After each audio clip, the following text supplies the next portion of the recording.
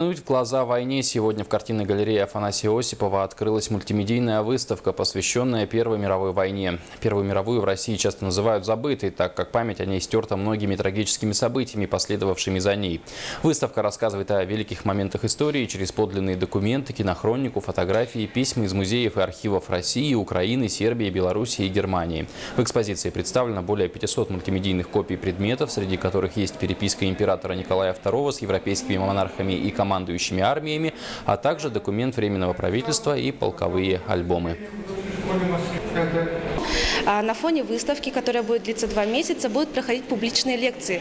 То есть историки будут читать лекции для любых желающих. Вообще в школах о Первой мировой войне говорится только 1 час, да? 1 школьный час. И мы не всегда, сейчас мы осознаем, что мы не понимаем ни причин этой войны, ни того, что за ней последовало в полном мере. Работа на выставке, работа со школьниками и с историками, нам кажется, поможет им разобраться.